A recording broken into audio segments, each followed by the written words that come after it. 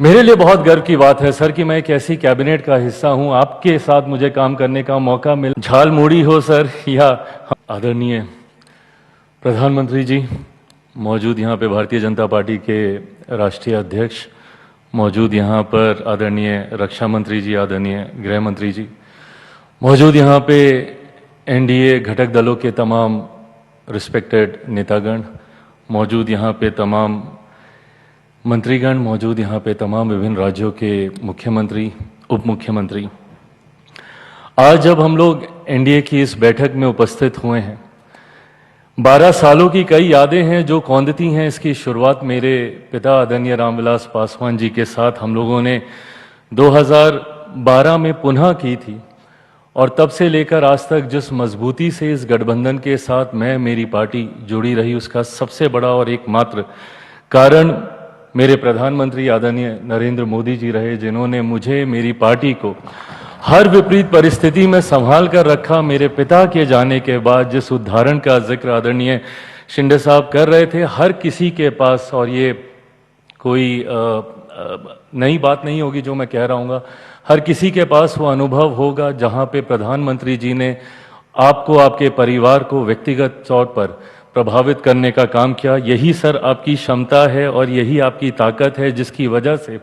आज एनडीए एक राजनीतिक दलों का गठबंधन नहीं है सर, एक परिवार के तौर पर हम लोग यहाँ पर एकत्रित हैं। उदाहरण कई गठबंधनों के रहे, 90 के दशक से हम लोगों ने अलायंस पॉलिटिक्स देखी, बट कोई गठबंधन कभी टिक नहीं पाया। तो वहीं एनडीए गठबंधन हर बीतते साल के साथ और ज्यादा मजबूत होता गया सर। उसका कारण सिर्फ और सिर्फ आप हैं। इसके लिए आपको विशेष तौर पर सर धन्यवाद कि आपने हम सबको इतना प्यार, इतना सम्मान दिया।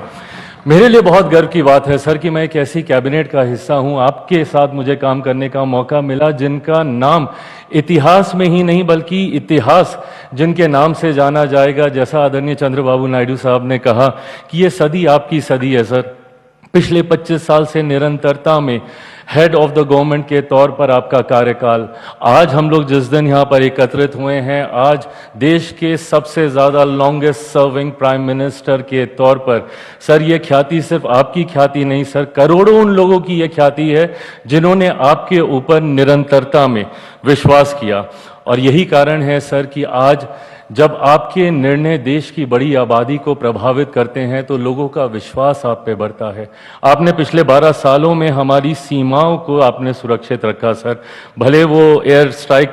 के माध्यम से हो, भले वो ऑपरेशन सिंदूर के माध्यम से हो, तो वहीं अंतरिक्ष के माध्यम से भी कैसे भविष्य के विकसित भारत की नींव को मजबूत किया जाए, चंद्रयान के माध्यम से हो, सूर्य के उस चांद के उस दौर पर पहुंचने वाला पहला यान भारत के द्वारा बनाया गया। ये तमाम उपलब्धियां सर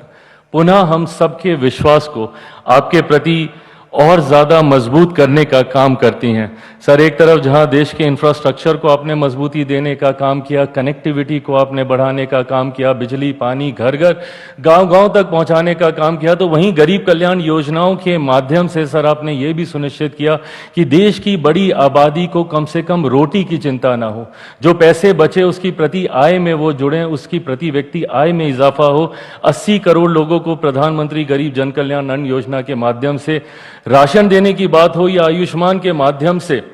5-5 लाख रुपए का मुफ्त इलाज कराना, यही परिणाम है सर कि आज देश की एक बड़ी आबादी 25 करोड़ लोग मुख्य धारा के साथ जुड़े, गरीबी रेखा से बाहर निकले। आधी आबादी को सिर्फ सम्मान देने की आपने बात ही नहीं की सर, महिलाओं की छोटी छोटी चीजों को आपने ध्यान में रखा, उनके सम्मान की चिंता करके जहां शौचालय बनाए तो वहीं उनके स्वास्थ्य की चिंता कर आपने उज्ज्वला के माध्यम से उनको आगे बढ़ाने का काम किया। विमेन लेड डेवलपमेंट की आपने बात ही नहीं की, उनको केंद्र में लाने के लिए, सत्ता का हिस्सा बनाने के लिए नारी शक्ति अधिनियम आप लेकर आए सर।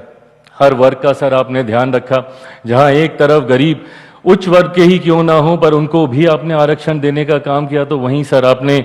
मंडल कमीशन को संवैधानिक दर्जा देकर पिछड़े वर्ग से आने वाले लोगों को भी सशक्त करने का काम किया। वहीं अनुसूचित जाति से आने वाले लोगों को सम्मान देने के लिए बाबा साहेब के जितनी भी जगहें थी उनको पंचतीर्थ के तौर पर सर आपने विकसित करने का काम किया। मऊ में उनकी जन्म भूमि हो, लंदन में उनकी शिक्षा भूमि हो, चैत्य भूमि हो, दीक्षा भूमि हो नागपुर में, या जहां पे आखिरी के दिनों में उन्होंने प्रवास किया।